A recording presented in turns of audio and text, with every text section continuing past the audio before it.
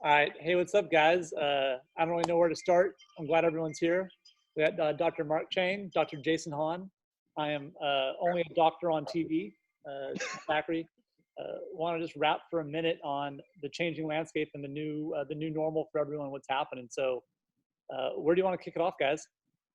Hey, first and foremost, I'm grateful to have all of you guys, right? It's crazy right now, and then who knew that this would bring us even closer together. I've known Tim since The 90s? we're 40. Jason, when he's like, here's how I know Jason so well is because I would always lose my first fight at the tournaments.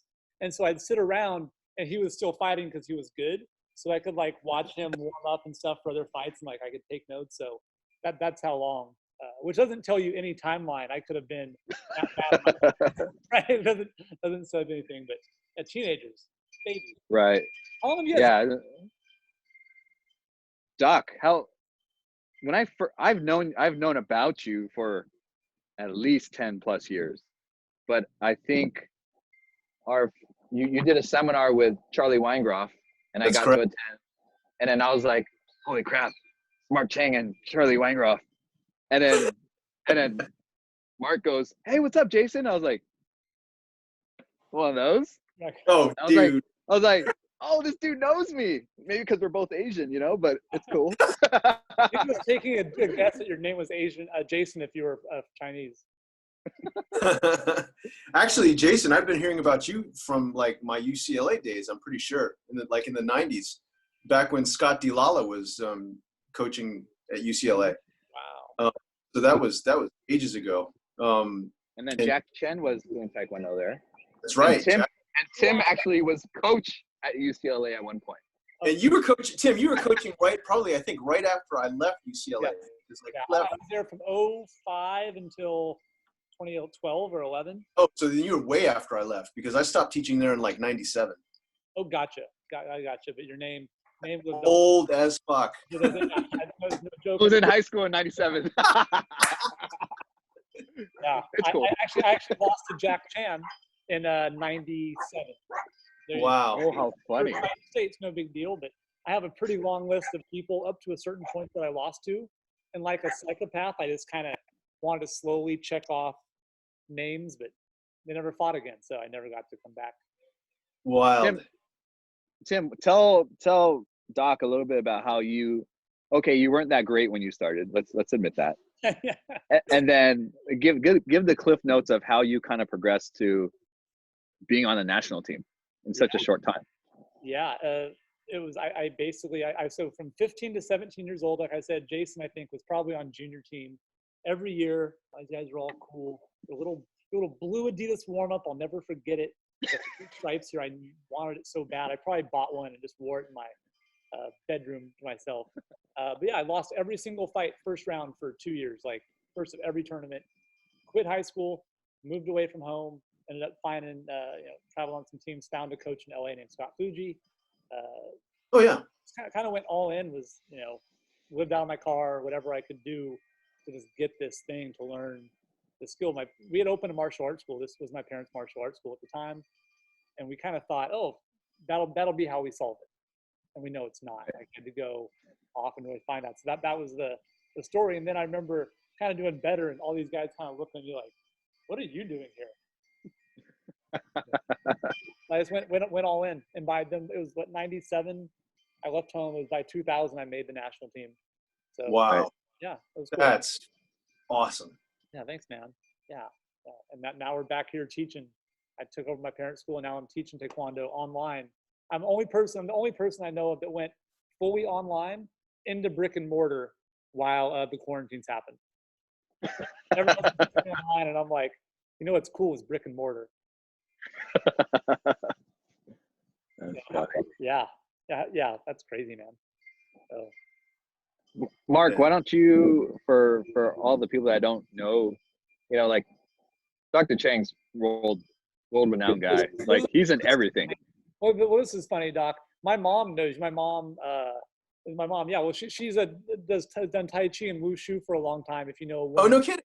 Named Chu Yin Feng from China. She was like top, whatever, national champion in Wushu. somehow moved to Fresno in the 80s. I don't know, probably had a relative here.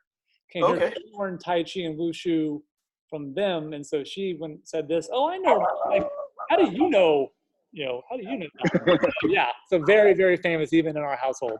Very cool. Wow, man. Unbelievable. Yeah. Unbelievable.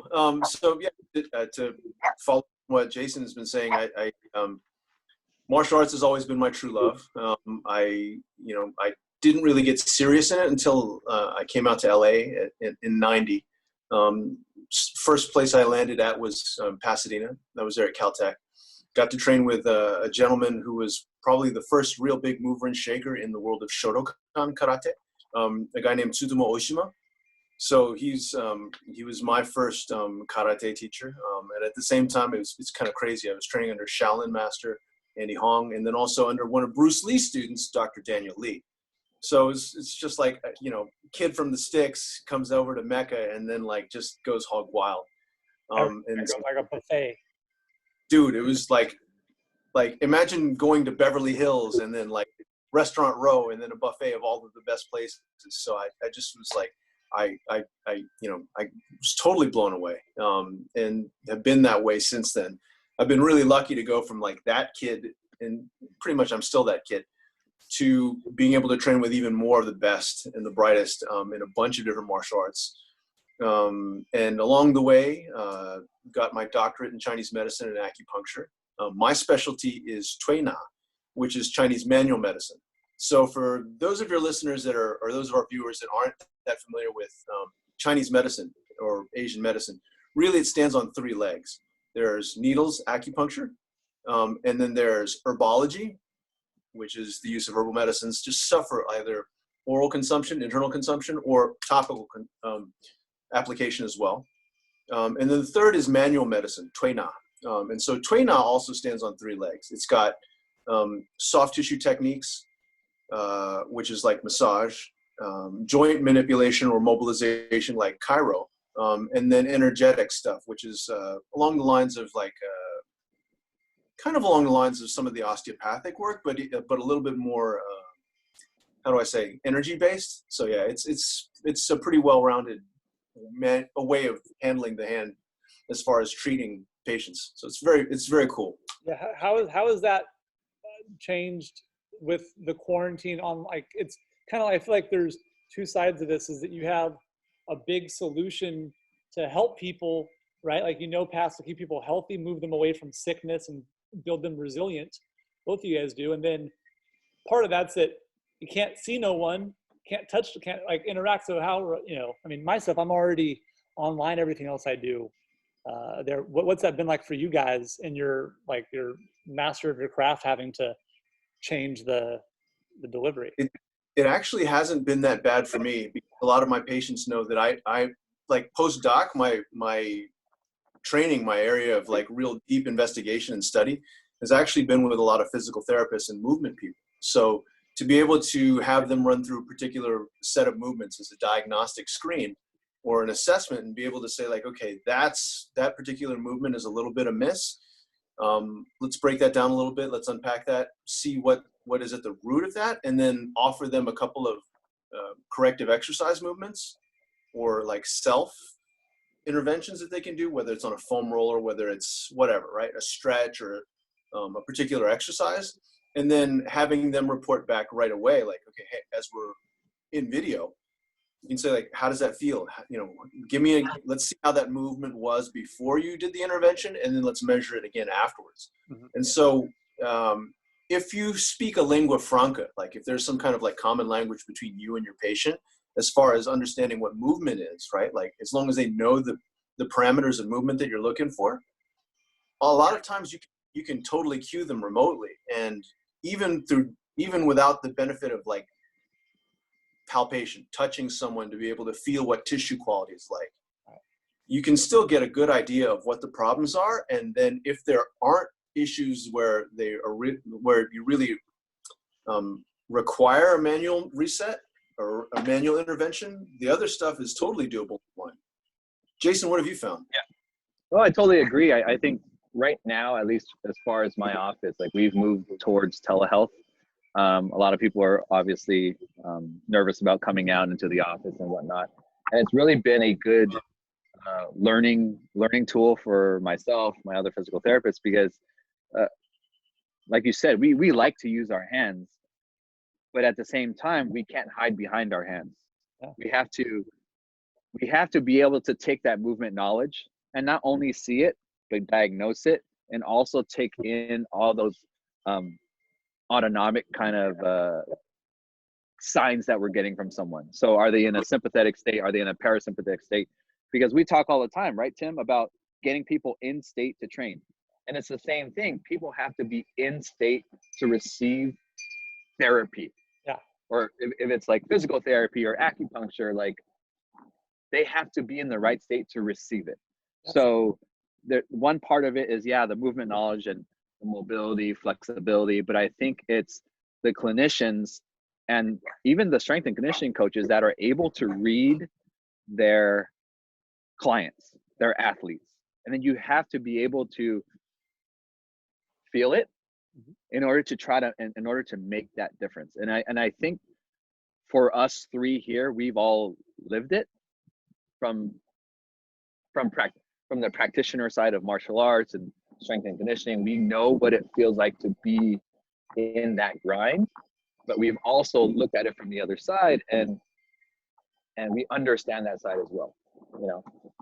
Yeah, not being able to get your hands on someone, and I want to know, because we always say, like, we're not supposed to assume, we're supposed to go in and do our tests and follow the steps of that. But how much do you still really, like, if you had to make a guess, you couldn't go in and touch someone, or I couldn't fix someone's kick or their squat or their movement, are you still pretty sure you know where you're going to take them to? Like, I think you can make a pretty educated guess. Be educated, yeah, without being like, well, like you said with telehealth, if I don't get my hands, if I can't do this on you, there's no way I'm going to be able to help you. I think that's BS. No, I think we can help 99% of the people. Yeah, it's sure. Because that's essentially when they come in the office, right? We don't go to the table first. Right. We watch them move. What can you do? And then based on those things, we're basically looking at your body move in 3D. And then we're imagining the muscles, the nerves, the fascia, the everything moving. And then we're hypothesizing based on how you present, what we will potentially find on the table. And if we find it on the table, okay, it confirms something. If it doesn't, we have to go on a different tangent. But it's all in that scientific methodology of putting it all together. I don't know, Doc, what do you think? Dude, one of the things that I was just ruminating on was your line about don't hide behind your hands. And I think as clinicians, as a lot of young clinicians and therapists come in, like they may have like some great set of hands, a great set of tools as far as providing passive therapies, but just as like clinicians shouldn't be hiding behind their hands, coaches on the other hand too shouldn't be hiding. You know, a lot of coaches will throw out programming like do this, do this, do this, do this, but like if you can't assess how someone moves and be the safety rails for them to make it such that their training is actually providing a measurable better outcome rather than just a balls out gut check, you're probably doing your clientele a disservice. So just as much as like we as clinicians need to level up, we as coaches also, like, I think it's really cool to see us leveling up in this particular situation where like we have to do more telehealth or video consulting or remote coaching. Yeah, 100%. I see that. Mostly people want to fill up the class. Like if we're talking on the coaching on the floor, what people have been doing, fill up the stuff for 60 minutes, do a bunch of these, a bunch of this, and we're going through the whole time. And it's good they can maybe feel the workout, or they feel like their value is in their high fives or their motivation, right? Which is fine. Part of that's true. I think for long-term stuff, we can't go down the rabbit hole with people and really push their own learning and their own knowledge of stuff, then how are we, on the coaching side, replaceable by a boot camp or an app or the TV mirror thing that comes up, right? One of the things I see happening, and because I've been fully online, we sold our gym in 2015, up until a week and a half ago, 100% online, working with people around the world, was we were set up. So people were coming to me like, how do I get on Zoom? And I'm like, okay, like, it's, not the biggest skill of it, but how do we get the classes to run? There's a different format. for this. What they're trying to do is they want to fill up 60 minutes with stuff. And Right. I think that's been probably one of the biggest mistakes I've seen. I'd love to hear guys' thoughts on coaching and practical side too. But I'm using this time, and what I can do in remote coaching better is I can go deeper with someone on a certain thought. Where if I have 30 people in a class, you kind of have to do what the group wants on some level. And I want to learn more about snatching, let's say. Yeah, cool, but no one here can really snatch, so keep your elbows in, turn your thumb out, and good, let's go back to the workout, right? You can't really go deep, right? So in our classes, when I'm running this, with especially with more advanced people and what we do with the domination camp, we're taking like one idea. Today was just a lateral lunge, building off that, putting it into kicking. And so Doc, Jason, where did you start with everyone today? That was our whole idea. We just tried to go with this one thing for 2 hours. Yeah, like before we even worked even on lateral core stuff and adductor flexibility. That was like our idea word, like lateral, take it, right? And then, but I started with getting yourself out of the sympathetic state. So we worked on masseter massage, and then an exercise to shut off the masseter in order to relax your neck. Because we know when you fight, when you're in a stressed state, you clench your jaw like before you go. And then my thing was, when you're truly in a fight where when things are in slow motion, you're in the zone, you're at perfect balance. You're not too high and you're not too low. You're kind of like right at that sweet spot. So how do we, one, train your mind, but number two, can we do a manual thing to even help that? You know, again, nothing's perfect, but over our experience over the years of not only fighting, but helping other people, we're starting to understand these things over time. And it's our job to give that back to everyone else. Yeah, and if it's a normal training session, like, I feel like there's not the space to do that a lot of times. So if we're like, hey, we have 60, 90 minutes, it's like, okay, everyone's run down the high butt kick, and we do kind of the things that everyone always did. And everyone's fine with it, but there's been this pattern interrupt in a way that's created space that people are like, oh, that's not going to work anymore. Like, you did some literal footwork, not footwork, but foot space work today with people. And we said, who here out of 171 people have done that? And not one person raised their hand. Wow. Yeah, and this is a taekwondo athletes that you think this is the foundation of movement, their sport. We could keep going down, and basic stuff. I mean, it was, you weren't dropping like Latin on anyone. It was basic, but no one raised their hand. Yeah, wow. Doc, what we were talking about lateral movement. So like if you're shuffling back, and then people like their weight bearings on the lateral side of their ankle, right? And then they have an inversion sprain, they roll it, and then essentially what I taught them was some foot mobility work, and I brought in, the trick that when you squat and then you put the band underneath your first MTPs. Yeah.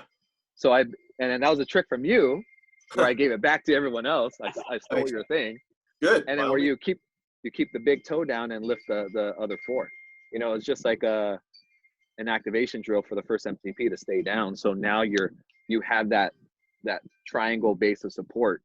Yes. Instead of always rolling on the outside. So it's kind of funny how, not funny, but you kind of you learn. I learned from Doc. I learned from here. And then you kind of bring it all in one place to help those that are in need. So yeah, that's what we have to do. I mean, but I think one of the things that Tim brought up right there, which was really, really cool to hear, was that when you can get people at that level to be focusing in on basics, that's awesome. Because how many times do you hear people just kind of gloss over the basics because I don't know about you guys, but I was certainly guilty of that, like in my teens, my 20s, and probably my 30s too, where I just wanted to get ahead, like fast forward to the advanced stuff, but not realizing that doing so was actually setting me back or setting me up for a bigger failure or an injury because I didn't fulfill the prereqs that I should have prepared with.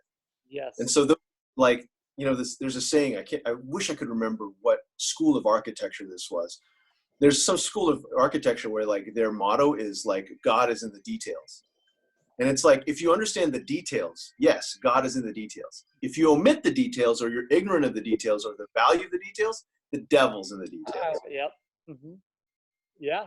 And I do programming for along those lines for a bunch of CrossFit gyms. So they're at home right now. The same thing. They're normally the straw man argument is they want what? They want exercise progression and variation above their pay grade. Right? Yep. Right? They want to clean and jerk, and they want to get in a bad position. They want to press it out.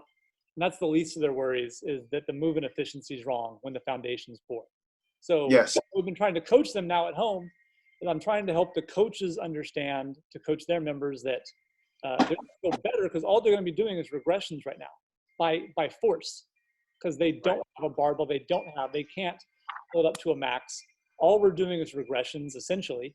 And for them, they would never again spend the time of day doing that, right? Except the one person that just wants to foam roll and mash it out for 45 minutes, right? That maybe is doing that, like Tom Jenkins is doing it, right?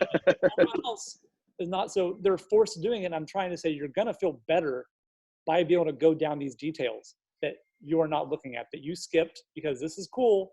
That's fun. Like, yeah, jump back, click kick is fun. It is. Right? Hitting someone in the face with that is even more fun, right? But it's a lot more fun to not fall on your face or get messed up doing it. Yeah, I think go ahead, Doc. Actually, I was going to say, I'm willing to bet that like after this whole COVID thing is over, you're going to see people like when they do go back to the gyms, or when they do get back in their squat racks, or when they do get back in the CrossFit boxes, a lot of people are going to, because they've had these forced regressions, as you term them, Tim, you're going to see a lot of people that are hitting PRs that they were never able to hit before, because they're actually healthy enough to do that shit. 100%, right? Their hopefully digestion's been better now. They're out of a sympathetic state from training all the time, right? They're not up at getting a cortisol bath every night. All these things that are happening, they're not in that place. And that's why I'm trying to help the coaches tell them, no, this is actually going to be better for you, right? And then what I'm hoping is, we say the landscape will change. That now if those people have had this experience, we've told them from the mountaintops down sometimes, like, you should, and they're going, yeah, my buddy got a big squat, I'll follow him instead. That this experience will change them now to go, okay, if I do this every so often or regularly, that, man, like they actually can do this and feel better and look better naked and perform better. Right? Yeah, because they on thick for them. In a lot of gyms, like the prime lifts are, like you said, they're ollies, they're back squats, they're everything with a barbell, and then barbell, baby, and they consider a split squat, a Bulgarian split, walking lunges, those are accessory lifts. Right. When at least in my world, those are primary lifts, because this is how we function. We don't function really in a double leg position. So it's good that they're going to start to work on that efficiency. And they can load it appropriately if they have like a little kettlebell or even some bands, so. Yeah, I think it's going to be great. And I'm excited because I'm coming always the one that's like, does the program for the gyms, where some gyms will say, well, that's not even CrossFit. And on one hand, I'm like, yeah, you're right. Like, but on some hand, the people want that. So how do they get what they need? But I'm trying to, behind the scenes, do the work without them realizing they're getting medicine in that. Right? Like, that's it. So I would like it to be more front facing of, yeah, this is better. We mostly do our split slots. We mostly do our correctives. We build up, and then we jump on the air bike and we crush out some sprints. That's right. Good, right?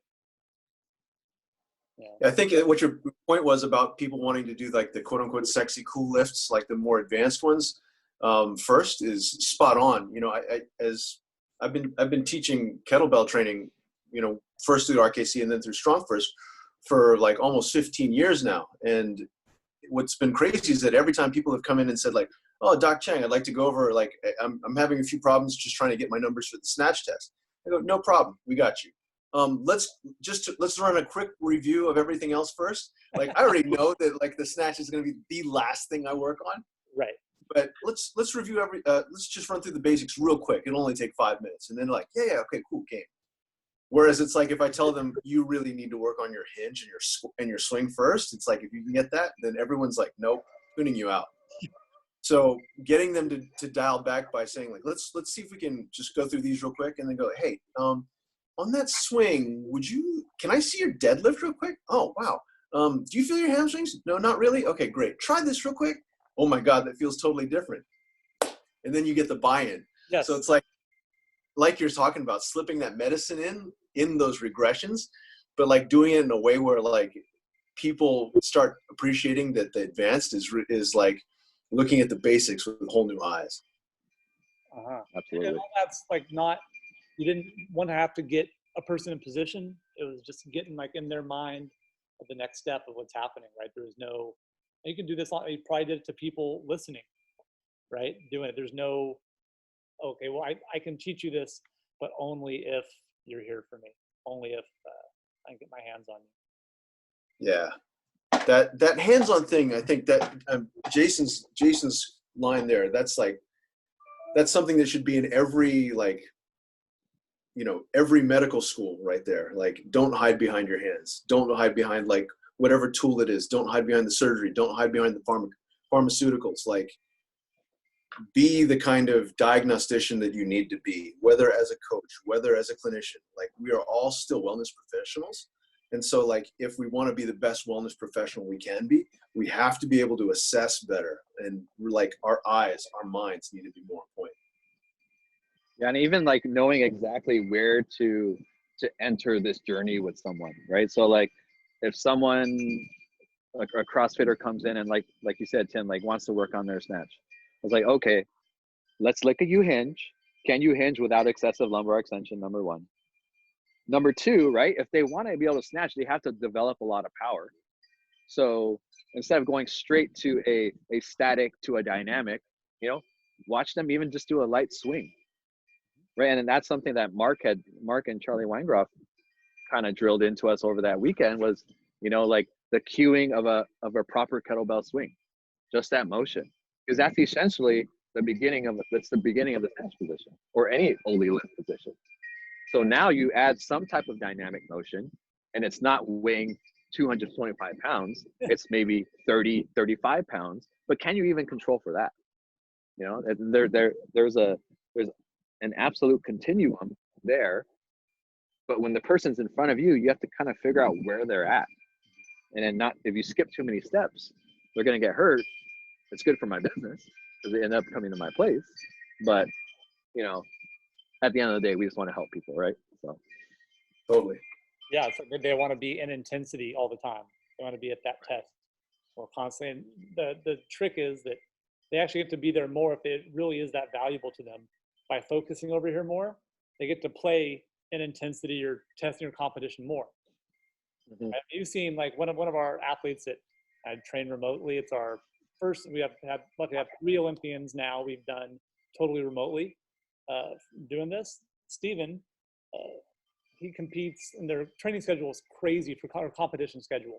They're overseas somewhere, probably 20 to 25 times a year competing. Damn. At an international level. Like, it's so dumb now that if world championships will be like, let's say in May, they still have 4 or 5 actual world events later in the year. So you don't know who the world champion is at any point. Like, you win worlds, I'm like, yeah, that wasn't the Grand Prix though. So and then they do it again, and they do it again. Now there's the Grand Prix final and this stuff. So you keep stacking pressure and intensity on people that for the last year and a half, I mean, he's 32. It's his last run.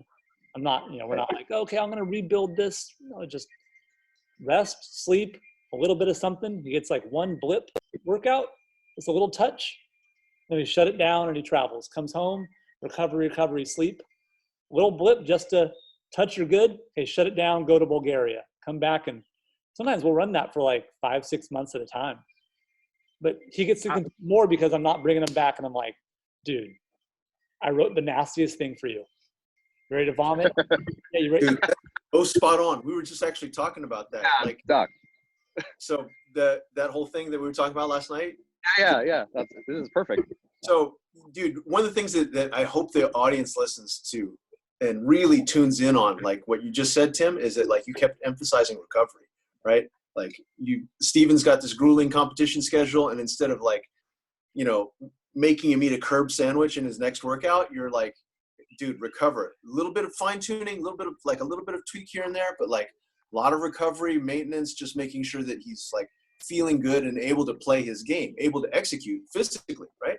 And one of my colleagues in FMS, a very just superb clinician, an outstanding instructor, a guy named Dr. Bernard Onerbach. He's an osteopath in Canada.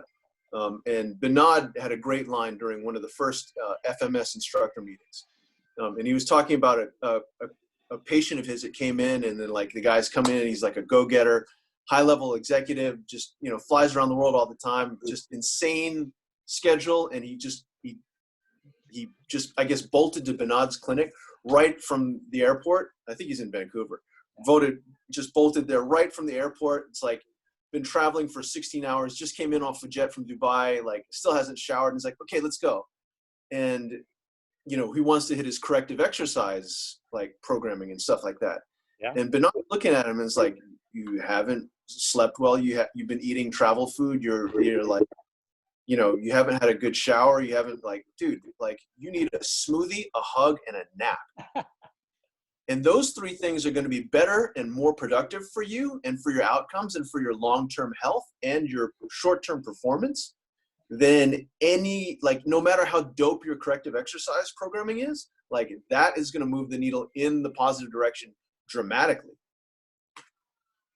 Absolutely.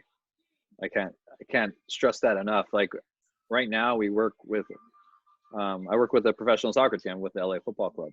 And if you look at the volume of running, the volume of games, recovery is stressed more than anything.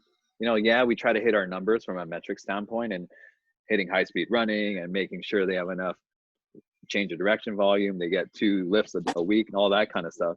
But at the same time, we have to build in recovery as much as possible. So like we utilize certain things like HRV or compression like Normatex, or making sure they meditate, making sure they sleep. We utilize a lot of tech to get data, you know, but at the end of the day, data is good, but you also have to read your player. Mm-hmm. You know, not every player is going to be the same. So as long as you can kind of, if you understand that recovery is just as important as training, you'll be in a good place. And then if you know your athletes, you know the schedule, you know what you have to accomplish, hopefully you can kind of marry the two together for it to make sense. Yeah. I love following strength conditioning Twitter, especially track and field Twitter specifically is one of my favorites. Like if you follow the Altus guys, Stuart and Dan, Stuart McMillan and Dan Pfaff, right? We're talking about that. They'll get people come in, and some other coaches, they'll see them and they're like, nope, shut it down. Right? They'll see how they're moving or their attitude and stuff right away. Shut it down. Doesn't matter. Well, we're in block 4 of phase 3 and they're like, yeah, you need to know those principles. If you don't know them, you can't make a good adjustment. That's knowing the data, knowing how to use it and apply it to each person. Or you're so rigid then, and this is like newer coach, you get so rigid to follow that. Or as an athlete, we're so rigid. You know, I was really proud of myself that I was like so consistent. There was a couple times that I know I really should have sat that practice out. I really, like, I got sick before a couple big competitions, and I know it was that you're hanging on and you're fighting from reserves, and I fought like crap. Like I made it through the practice, but I had nothing, and then it showed big time. And it's like 2003 specifically, we had Olympic qualification stuff that year, and same thing, we got ran on the ground.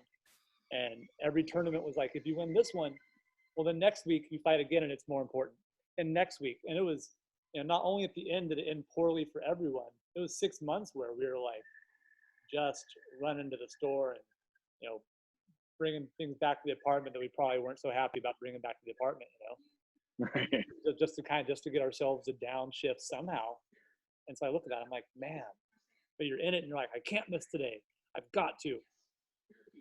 Well, that's why, Tim, that's why we wish we had us back then. Yes, yeah. Dude. Oh my God. Right? That. But then here's the thing. How do you be you and hopefully get in that place and not be like Doc was saying, the young, arrogant person that I got this. I don't need that. I can push. I can do it, right? That's that same balance of we're at the heightened optimal performance state of enough sympathetic and enough parasympathetic that you're going to go, but your brain's not mush.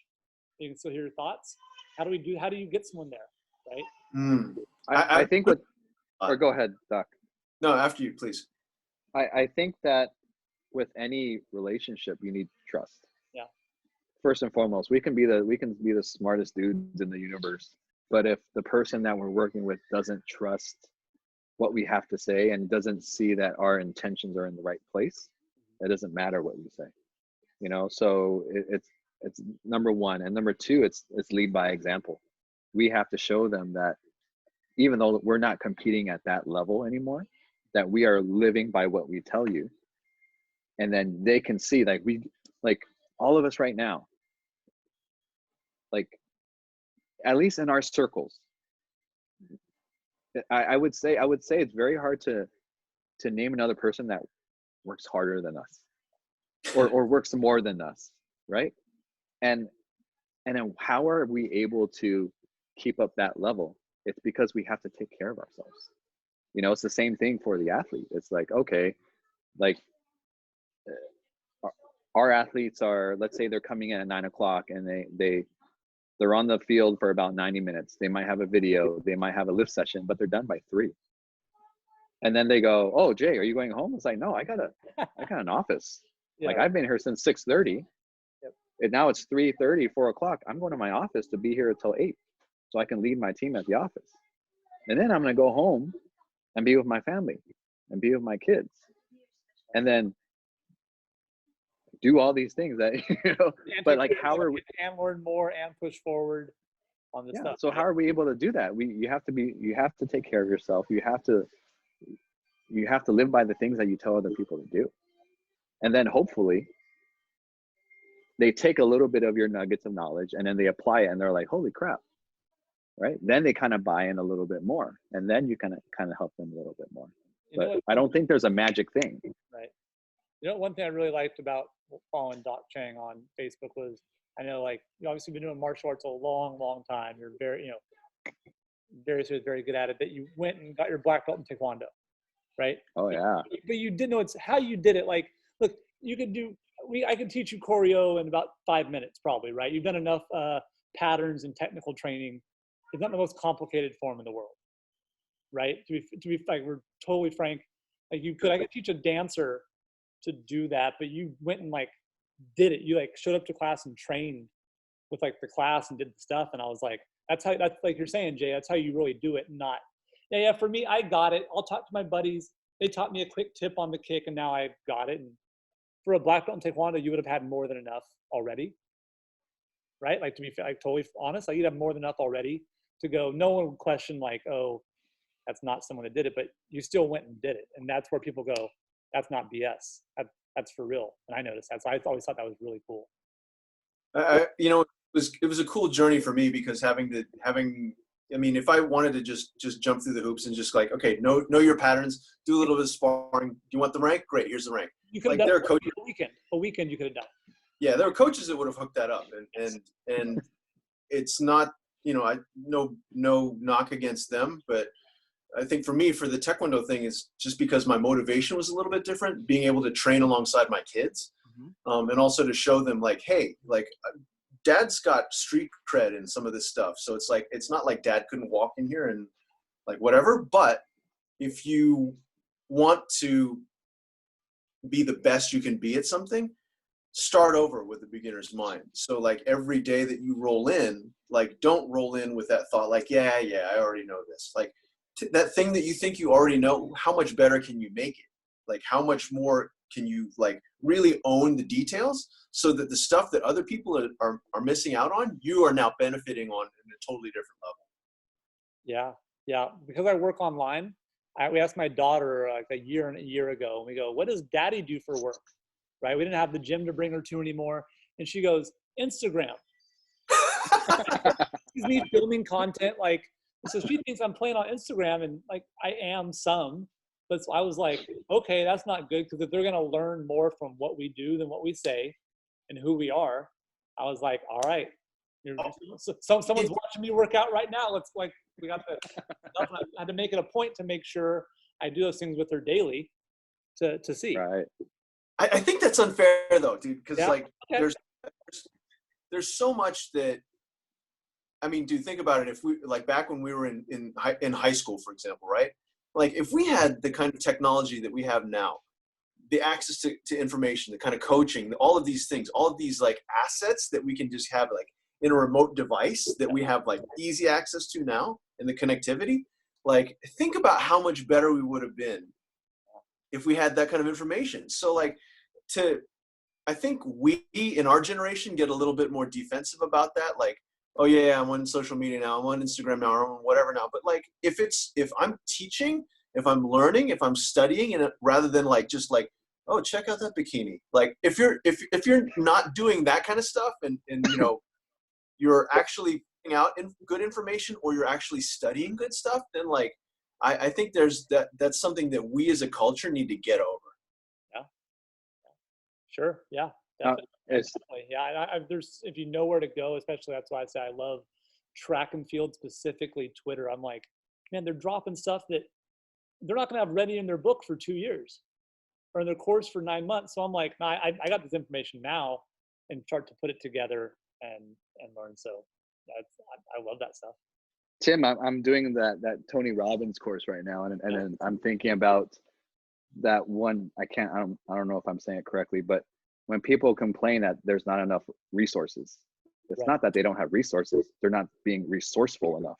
Resourceful, right? They're not And for them.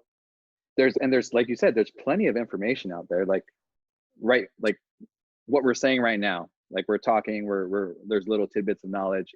You're looking at the track and field coaches at Altus, and you have to put in the effort to get that information and to actually apply it, and that's where the magic is. So you know, people need to stop being lazy. Yeah. Essentially. Right now, for coaches, the playing field or anyone has never been more level at all, because if you had, you know, if you're in a gym and I had a 10,000 square foot facility and rogue equipment everywhere, it doesn't matter anymore. It's really come down to a battle, I feel like, of the minds and how clearly you can communicate those principles to people you work with. That, I think, is going to end out. And I'm like, okay, now it's on. Like, I'm ready for this. And I feel like this is hard for sure for people. Teaching martial arts is hard. Telehealth is hard. All of it is, but it's level. And just because someone can't come in and go, well, we've had this practice in Pasadena for 40 years, Jay. Sorry, we have 10 times the facility and name recognition. Like, I'm like, cool. Let me teach you something. Here's how this works. I'm gonna win that. I'm gonna go hard and do it, and like just tell everyone whatever I know. I don't know a lot, but I'm gonna put it into the camera and try and connect. I don't know. This has been cool because in a lot of ways it made us all like a little bit more responsible for the spoken word. Yes. Like a lot of people are unaware of how weak their communication skills are. Mm-hmm. So to be able to and again, that would be one of those things where you might hide behind your hands. Like, you know, what Jay said earlier, like you might hide behind your hands, or you might hide behind your program, or you might hide behind the intensity of workout. Right. But now as remote providers, whatever our designation is or whatever our wheelhouse is, for us to be able to communicate those skills and impart them in a meaningful way that gives measurable benefit, that's like, this is now separating some of the wheat from the chaff. Yep. Yeah. There's the other advantage that they had that I was talking to a guy a while ago, and he was telling me how it was a good strategy, but his business strategy was to open up his school next to a restaurant. That's great, because he said people wait outside, and it was pretty clever. They wait outside and they see his business and they break a board, and I thought, pretty clever, man. Like, I'm not knocking it, like, but that now, like, cut, man.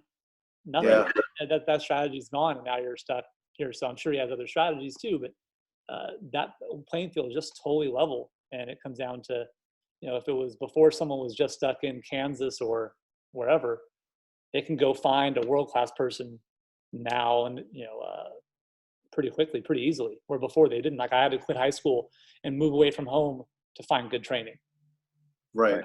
And now it's like, just how resourceful are you? Can you find that? Can you be coachable online? Can you be accountable to the process? And I think you can go down that rabbit hole sooner and faster with people because the ones searching it out are really serious, like really serious, you know. Can you, Tim, talk about some of the athletes that you're working with right now? Yeah. For my remote company, where I work with, you know, individuals online, I've been doing it for a long time, almost a decade total now. That hasn't missed a beat at all. I haven't been taking new people on just because some other areas I've been helping with, you know, helping gyms get set up and our kids fitness program get set up, transition online. It's been really good because they already have the intent of their training. I already didn't have to, well, everyone else wants to do this today, so you're going to kind of do that. I just made sure and give them a little buffer on some extra health protocols. So for the vast majority, it's been business as usual. For a couple, a kid, Tom, who I started when he was 15 from New Zealand. It was 2016. He came in, we had our first talk, like, what are your goals? What and why you want to do this? We wanted to make the Olympic team there. I said, okay, well, like, I can't guarantee you that, but I'm going to tell you, here's the path of what I think this looks like. Just made the qualified for the Olympic Games, Oceania qualifier. He's 19 now, a month ago. So that was really cool. But for him, right, like for everyone, it's how resourceful are you in this?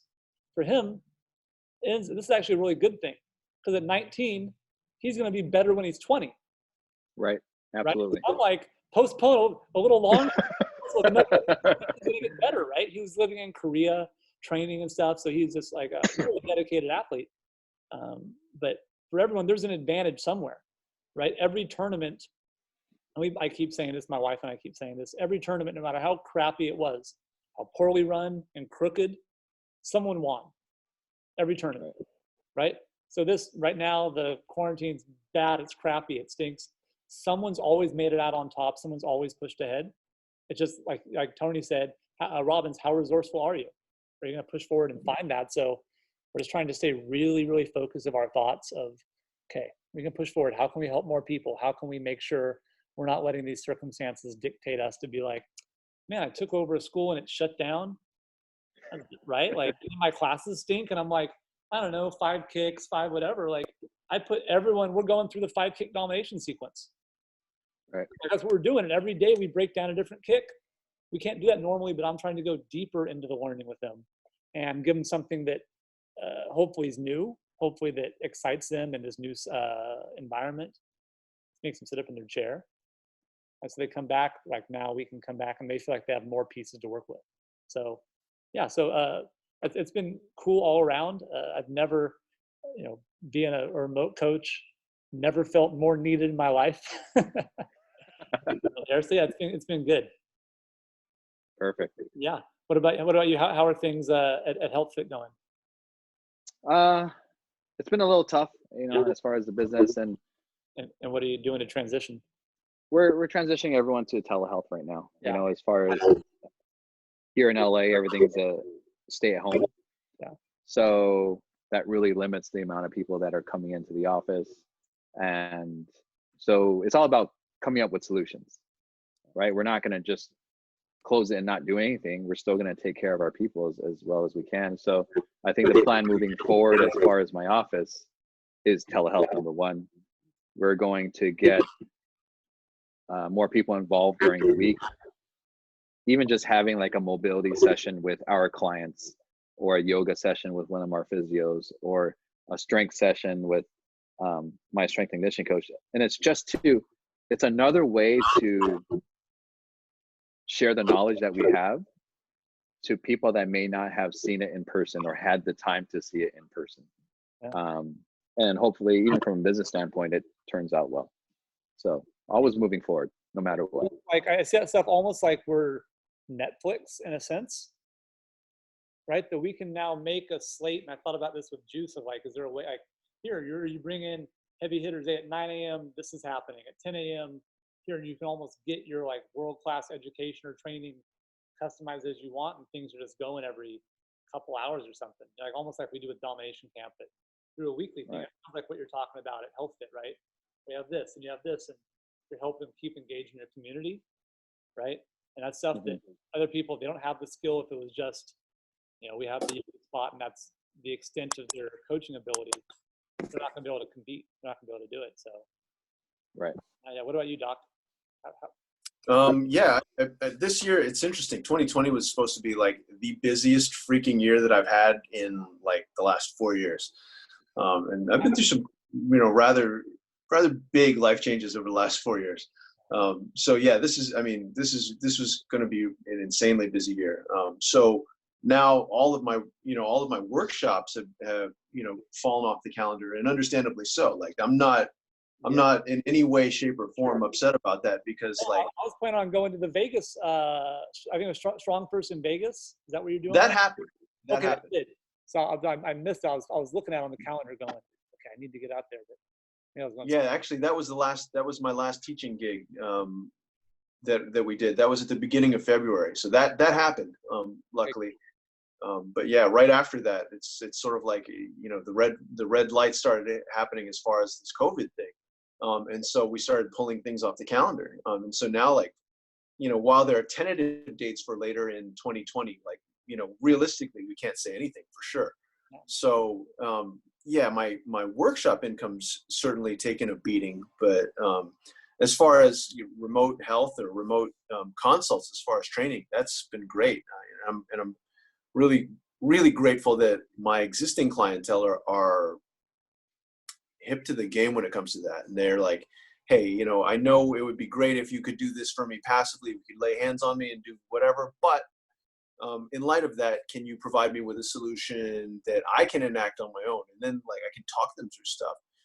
So having a reputation as a communicator, as an effective communicator, has probably kept me in the game. I really wish, though, I'd made, I don't know if I made or if I'd had some more of an online presence before, where I was actually, like, I had some sort of a funnel to be able to put more of my content out earlier with more regularity. That would have been great.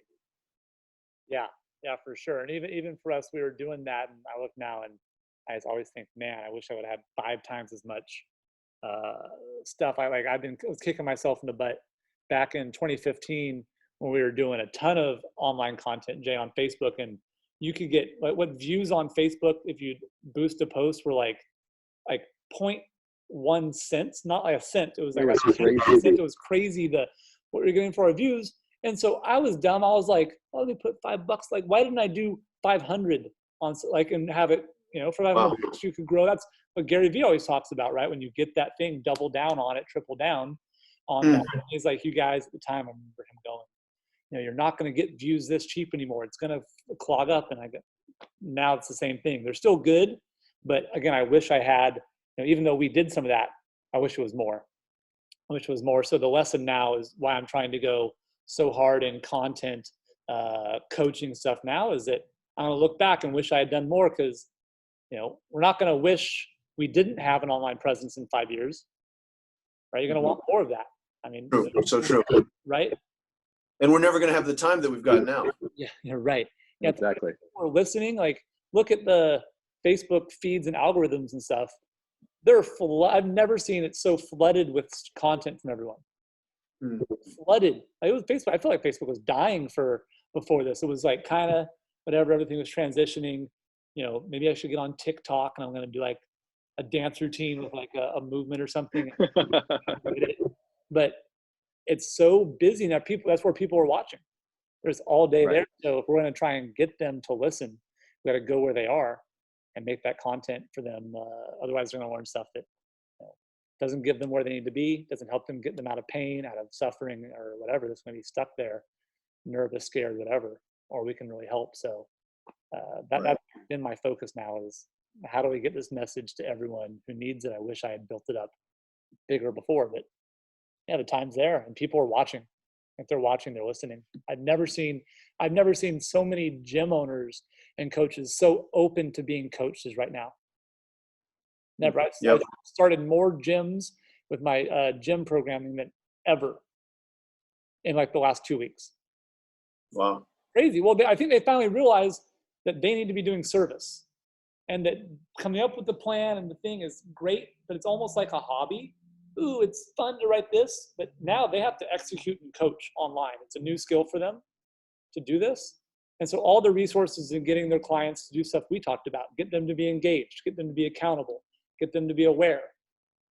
That's the core of our businesses, right? Like that's things we do every day, every step. So their time isn't best spent writing the workouts. Their best time is best spent executing the classes and making sure people are showing up and doing it. So I've been trying to tell them that for years. And they're like, yeah, but I have my way. I have my method. Great. Is it 5x5 back squats? Did I guess it? Did I guess it? Awesome. Lucky guess, I guess, right? Tuesday's a pull and Wednesday's a push. I guess it. So they've never been so open to that. And I think that's a really good thing. There's some other people are open to hearing this stuff in a way they haven't before. We're saying the same things, but what I'm getting from it is like, they're like thinking like we just made it up. Oh man, I heard what you said. I said that in 2014. Right? So I wouldn't feel bad that you haven't built it because they're listening now and they're ready for it. Cool. That gives me hope because I feel, man, I've missed the boat and sometimes, but then on the other hand, like I feel like my message has been changing so much over the past few years. Yep. Yeah. We're always evolving, right? Totally. Right. Mm-hmm. Yeah, man.